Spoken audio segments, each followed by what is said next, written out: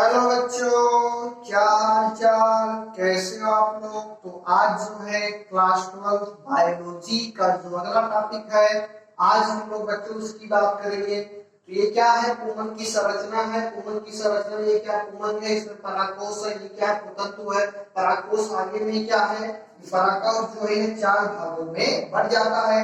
और ये जो गोला वाला भाग इसे क्या बोलते हैं, प्रकोष्ठ बोलते हैं।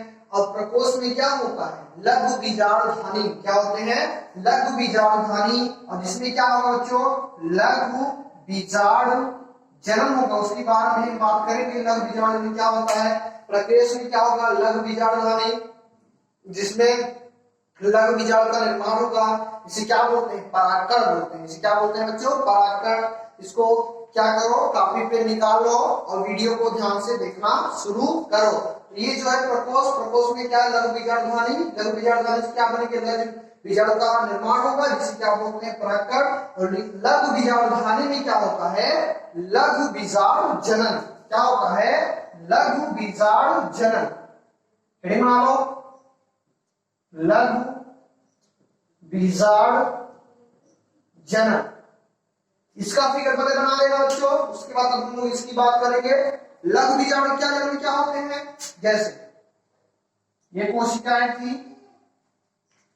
लघु बीजाणु में क्या होता है, जब परागकोश में क्या होंगे बच्चों, बहुत सारी कोशिकाएं होंगी।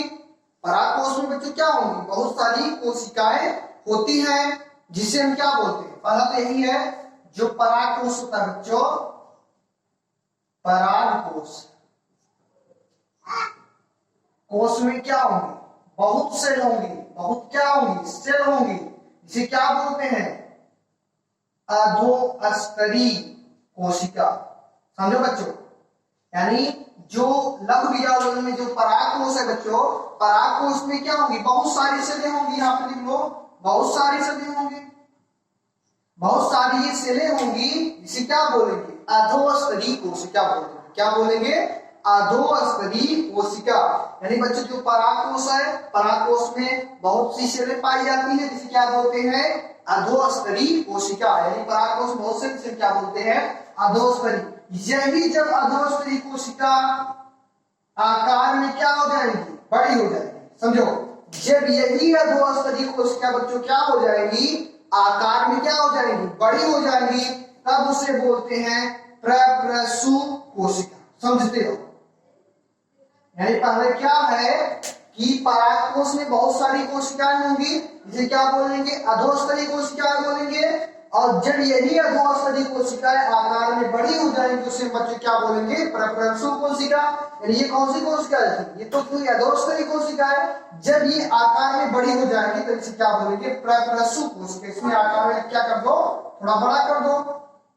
जब बच्चों ये आकार में बड़ी हो जाएंगी तो इसे क्या बोल जाएगी, प्रप्रसु कोशिकाएं कहेंगी। इसको अगर ये फिगर आप लोग अगर बना लिए हो, इसको मिटा दे रहे हैं, स्क्रीनशॉट कर लो जल्दी से। यहाँ पे देखो प्रप्रसु कोशिकाएं बन गई। क्या बन गई है, प्रप्रसु कोशिकाएं। तो प्रप्रसु कोशिकाएं जो होती है बच्चों, यह दो प्रकार की होती है। पहला होता है प्राथमिक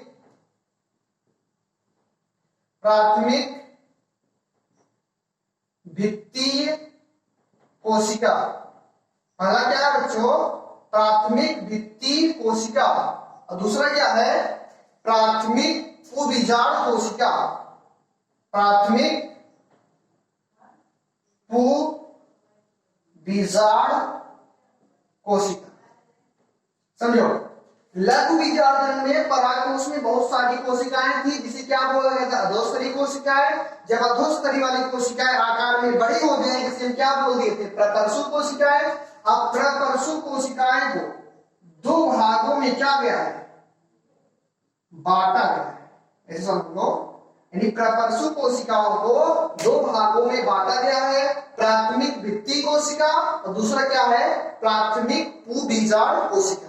कोई दिक्कत, यानी प्रप्रसु कोशिकाओं को दो भागों में बांटा गया है। पहला क्या है, प्राथमिक भित्तीय कोशिका, यानी भित्तियों में बदल जाएंगे। दूसरा क्या है, प्राथमिक पुबीजाणु कोशिका। तो पहला हेडिंग बनाओ, प्राथमिक भित्तीय कोशिका। प्राथमिक भित्तीय कोशिका क्या होती है, प्राथमिक भित्तीय कोशिका है तीन स्तर में बांट देती है। प्राथमिक भित्ति कोशिकाएं बच्चों क्या होती है, इसकी तीन स्तर निम्नलिखित होती है। पहला क्या होता है बच्चों, बाह्य स्तर, और दूसरा क्या होता है मध्य स्तर, और तीसरा जो होता है उसे बोलते हैं टेपिटम।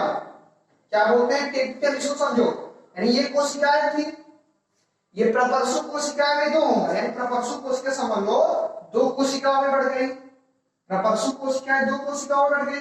पहला का नाम क्या है, प्राथमिक भित्तीय कोशिका, और दूसरा क्या है प्राथमिक पूबीजाड़ कोशिका। उसी में एक प्राथमिक भित्ति कोशिका, दूसरा प्राथमिक पूबीजाड़ कोशिका, और इसमें भी एक होगा प्राथमिक भित्ति कोशिका, दूसरा पूबीजाड़ कोशिका। एक प्राथमिक भित्ति कोशिका और एक दूसरा क्या प्राथमिक पूबीजाड़ कोशिका। तो जो ये पहला कोशिकाएं है प्राथमिक भित्ति कोशिकाएं, ये क्या करती हैं, तीन स्तरों का बच्चों क्या कर देती हैं, निर्माण कर देती हैं। तो बच्चों तीन स्तर चलो बनाओ।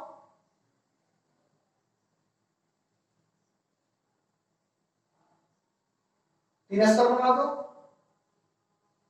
तो पहला स्तर हो गया बच्चों, उसके बाद जो दूसरा स्तर उसको बना दो।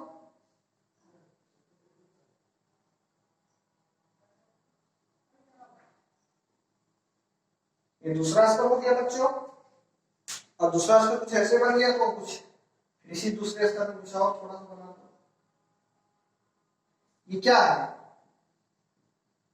बाह्य स्तर है, और ये जो है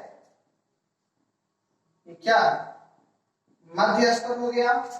और ये जो है ये बच्चों बीच में जो कोशिका है इसी क्या बोलते हैं, टेपिटम बोलते हैं। क्या बोलते हैं बच्चों, टेपिटम कहते हैं। फिर सामने लो थोड़ा सा एक बार, लघु बीजांड में परागकोश में बहुत सारी कोशिकाएं होती हैं, जिसे क्या बोलते हैं, अधोस्तरी कोशिकाएं कहते हैं। अधोस्तरी कोशिकाएं आकार में बड़ी है, उसमें क्या बोलेंगे, प्रपर्शु कोशिका बोलेंगे। और प्रपर्शु कोशिका को दो भागों में बांटा गया, प्रपर्शु कोशिकाओं को दो भागों में। पहला क्या, प्राथमिक भित्ति कोशिका, और दूसरा क्या था, प्राथमिक पूबीजाड़ कोशिका। दूसरा क्या था, प्राथमिक पूबीजाड़ कोशिका।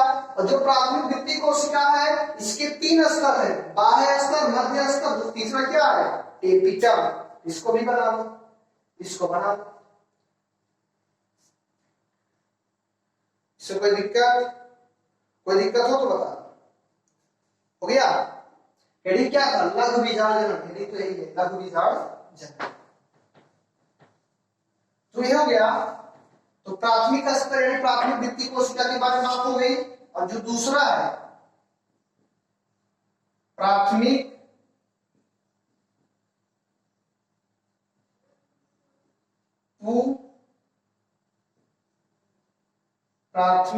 पूबीजाड़ कोशिका।